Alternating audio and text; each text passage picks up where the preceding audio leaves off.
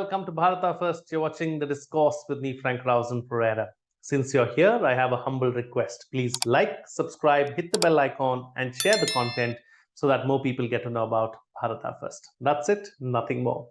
Well, do contribute to keep our content alive as well. The link is in the description below. A small contribution that you make goes a long way in us bringing you this content. All right, time to get on with the discussion now. India is the world's second largest producer of food after China. Yet, it has one of the lowest levels of food processing in the world. At about 10%, the gross value added of the food processing industry in India is among the lowest in the world compared to 30% in China and ranging from 60 to 80% in Western economies. However, the country's still developing food processing industry holds tremendous potential and impact on its economy. Food processing is one of the largest employment generating industries in India, and it contributes significantly to the country's GDP. In this edition of the Discourse, we will analyze the state of the food processing sector in India and the impact that it can have on the economy, especially on food inflation. Joining me on the program today are Ajay Shankar, former Secretary, Government of India, and Vinita Hariharan, public policy expert. Thank you to my guests for joining me on this edition of the Discourse. Mr. Shankar, before we get on to what needs to be done, the potential, and how we improve food processing in India, let's first try and understand where we are as far as food processing is concerned and the state of the food processing segment or sector in our country. The best way to understand where we are on food processing is to compare the experience of a customer in what I would call an advanced developed economy to the experience of a customer in India. Now, for those viewers who have not had this good fortune or privilege to go out and go to a department store as a customer, I will just clarify what strikes you. So what strikes you as a customer is that you can go and buy almost every vegetable that you may want to use as a frozen vegetable. You can get frozen spinach, and you can get frozen carrots and peas and potatoes. Then you also get all the frozen meats that you may want, fish and mutton. Then in terms of tinned food, you could get everything. What is happening is that people who get frozen stuff prefer to buy frozen against the tinned stuff because the tinned stuff has preservatives and therefore not as good as that of the fresh one, which is frozen. When you buy stuff and you cook it, the person who eats it can't make out the difference between the fact that it is cooked with a frozen packet of spinach or a fresh packet of spinach. Unless you're doing very specialized, stuff where you need to see the leaves and things like that. So that's one end of the spectrum. The other way of understanding it is that, you may correct me a bit because my knowledge may be dated, but roughly we lose 30 to 40% of our fresh vegetable and fruit produce. 30, maybe 40 is too high, maybe it's 20 to 30%. Because we do not have the processing capacity to handle everything. The third consequence of this is that you get price volatility, which is quite extreme. And it hits the headlines and it hits certain consumers very hard. Because today I'm trying to buy tomatoes that were 200, 300 rupees a kilo and cooked tomatoes. So I overhear conversation that why can't we eat without tomatoes? After all, there was a time in India in the north where you got tomatoes only in the winter. So let's go back to those times and cook food without tomatoes, because food can be cooked without tomatoes. So I think this is a very broad overview of where we are. Absolutely. I think that's very well put and very well put into perspective as to where we are and what can be done. We'll get to that in just a bit. Let's talk about what has been done so far and what is the potential as far as food processing in India is concerned. Vinita Hariharan, I'd like to bring you in. Yeah, thank you, Frank, for having me over. So, as Ajay just mentioned, he put it in, for the understanding of the layman, what is food processing actually about, the value addition that we do to the basic agriculture produce. So, which is like a sunrise industry in India today, and it's rising very rapidly, almost a 10% growth rate annually. And it's the fifth largest industry in terms of production, consumption, exports, and potential growth. So statistics are very encouraging as far as the food processing industry is concerned, and is considered the sunrise industry in India. So after agriculture, like one of the value addition industry, I would say, is the food processing sector, which is still untapped to a large extent in India. We've realized the value of it lately only. Unfortunately, although countries like Germany and all of these so-called advanced economies have realized the value much earlier, and therefore they went into value addition and food processing in a big way, back a few decades back itself. So, but we realized the merit of it lately, and we've been doing a lot of work in food processing, especially the government also giving a lot of incentives, these infrastructure incentives, infrastructure pushes, and subsidies for infrastructure across the value chain in the food processing industry. And we have big ticket programs, being run by the Ministry of Food Processing, like the Sampada, which is then about the food parks. They give subsidy to various industries to set up food parks in various parts of the country. And apart from mega capital investment subsidy promotion by the government, they also they've introduced a scheme called the Pradhan Mantri formalization of micro enterprises, which I was a part of the formulation of that program. So that is about actually formalizing a large percentage of the food processing industry is actually informal.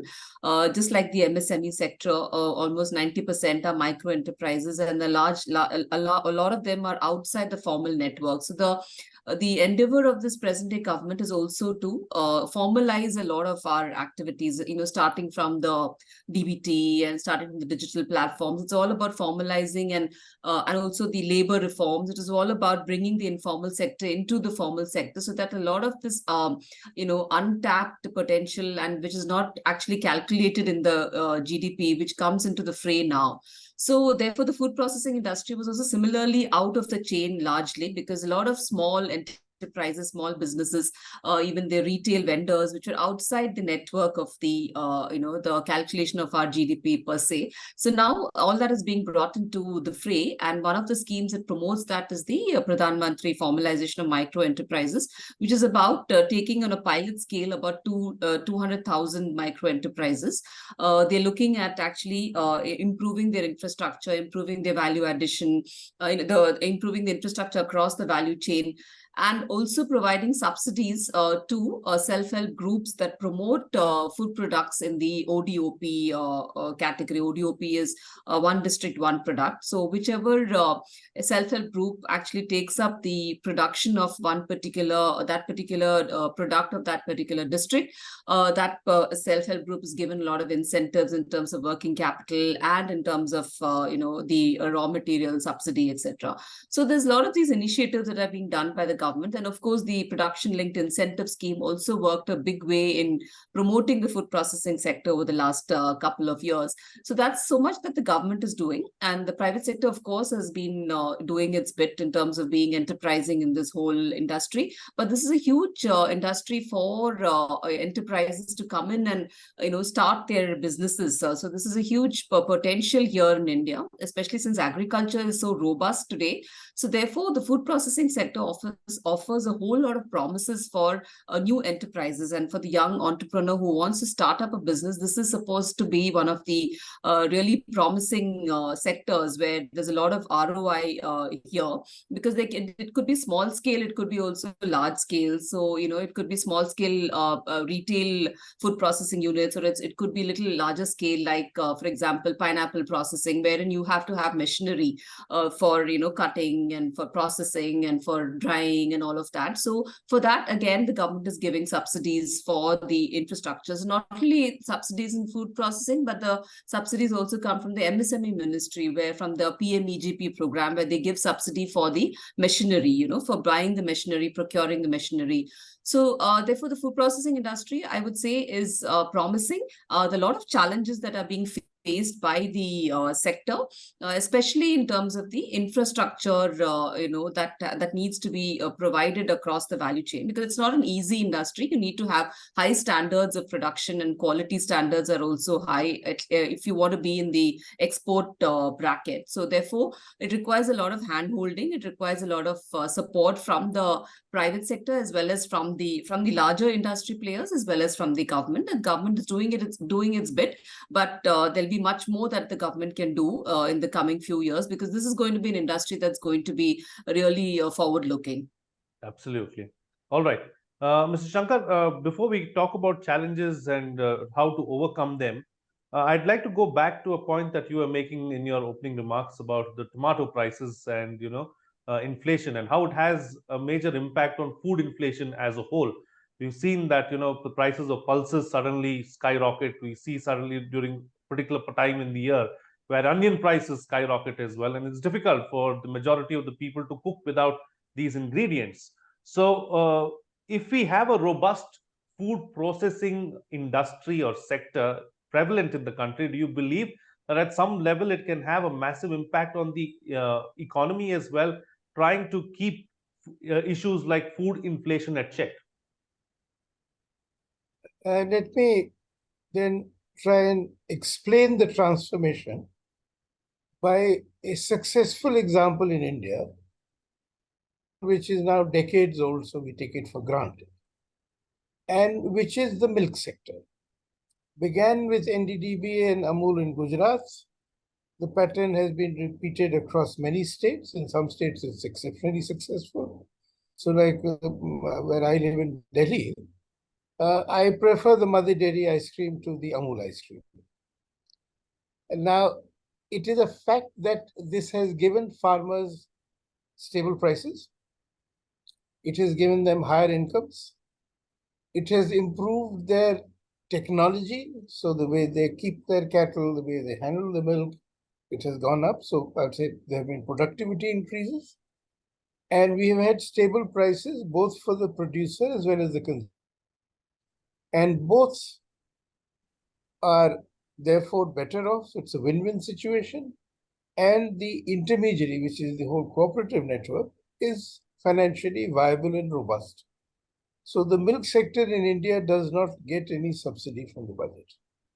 Yet, it's growing and growing very fast. I mean, I just discovered the other day in the market that Amul is now out of the market with the dark chocolates which are sugar-free, which is a great need in this country because of the extent of sugar problems or diabetes.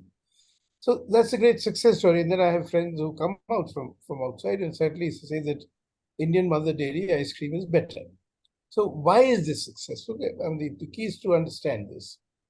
And it is successful because the producer gets a remunerative price, the consumer gets a price at which he is happy, and the whole processing chain is commercially viable.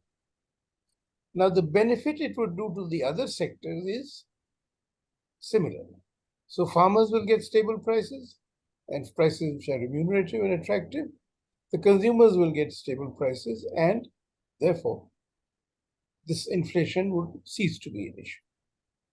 Now, in terms of the other benefits is the massive potential for higher incomes, job creation across the value chain, and for the consumer in terms of better range of goods which he can buy.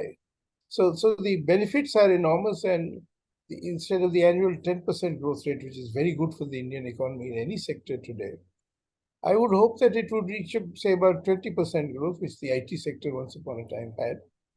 And maybe 5 years or 7 years down the road, when you have a conversation like this, you will not be saying that 20% of the food that we produce is not processed or, creates problems of prices.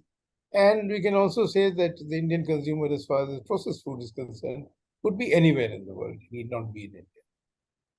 Right, absolutely. So, Vita Hariharan, since we are here, what have we been waiting for? I mean, why is it, what is stopping us from going ahead and getting things done? Especially we have, like Mr. Shankar has pointed out, the Amul model, which has worked tremendously well for us. Other states, Kerala too has got a similar model with milk and doing very well.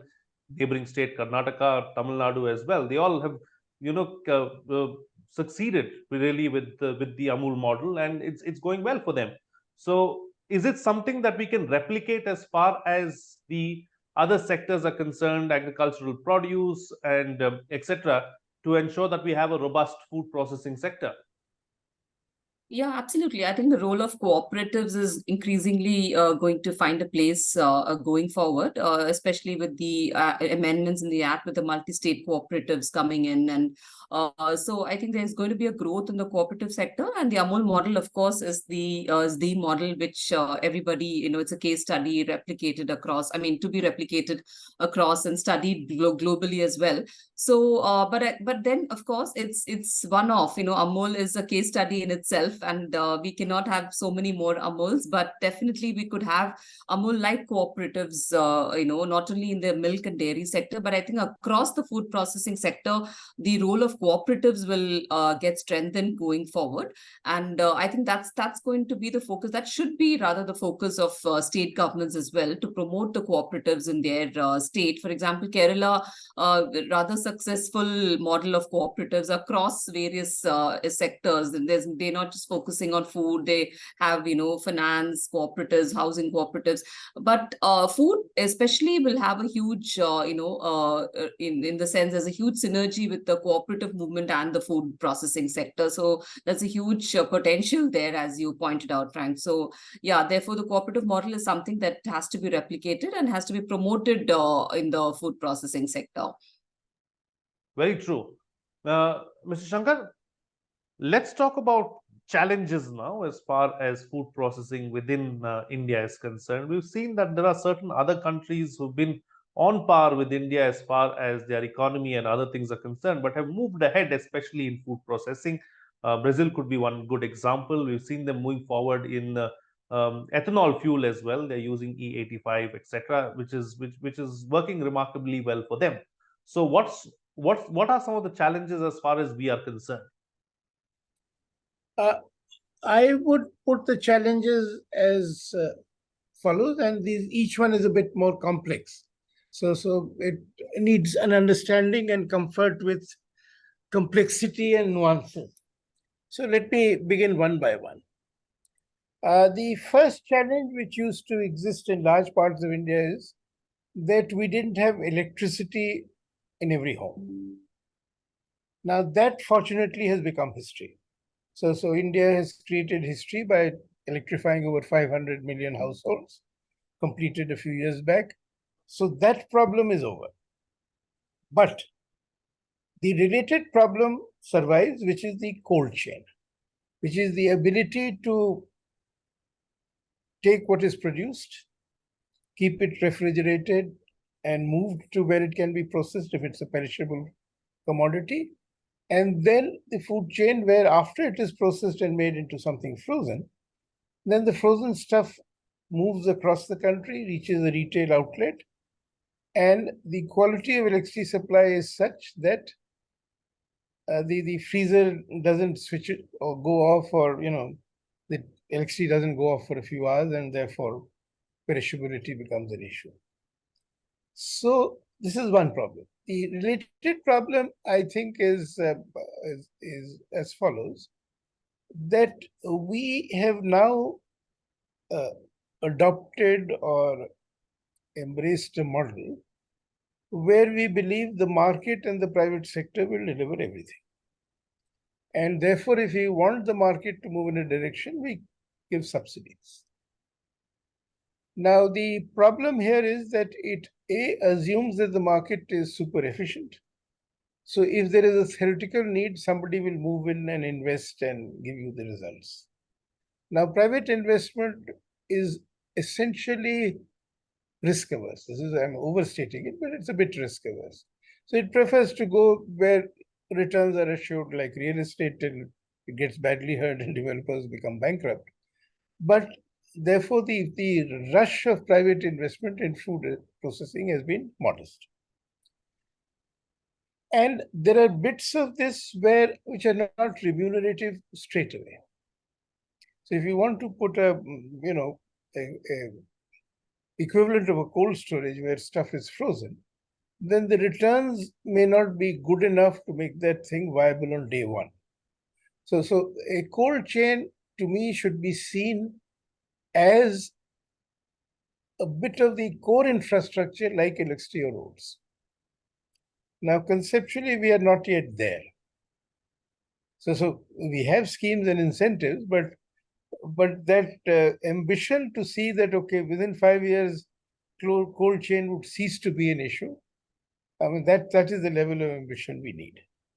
Now, I would also add that I was not advocating cooperatives alone. So if you look at ITC, it's a great success story because they give the farmers an assured price, buy stuff, and they're out in the market with a produce, and therefore they give stable prices.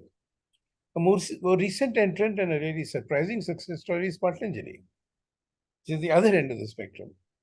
So you have different kinds of experiences, but you need the government to assume a slightly bigger role, product by product, and India is too large and diverse, so state by state, and then see what mix of incentives of the private sector or nurturing the cooperatives or a partnership between the two or these farmers organizations which the government is promoting, those organizations and the rest, all of it work together to give us a breakthrough.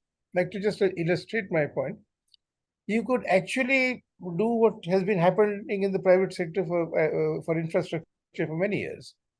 That you series of cold stores, cold storage as well as freezing facilities like a godown. This is your rates.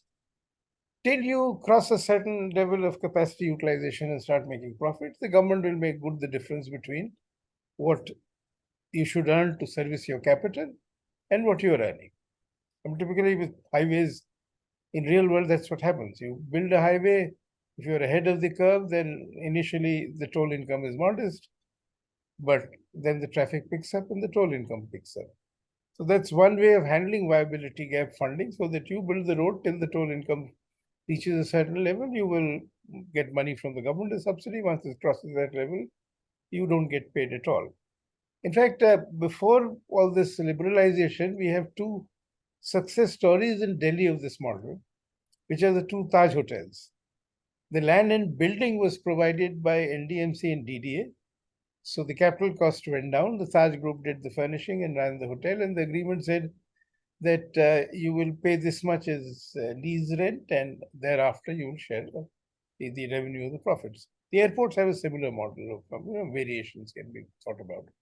But the key is to look at the cold chain of these trucks, which maintain assured temperature, with this kind of model. If we do that, I think we can hope for a full breakthrough in 5-7 years. Otherwise, we are doing well. We'll continue to do well and hopefully still get there. Absolutely. The ambition is what we need, Mr. Shankar, in your words. Like you said, if we go at this particular pace, we'll do well. We will continue to do well, but we won't really be world leaders or achieve end results of our dreams. And that's something that we need to change.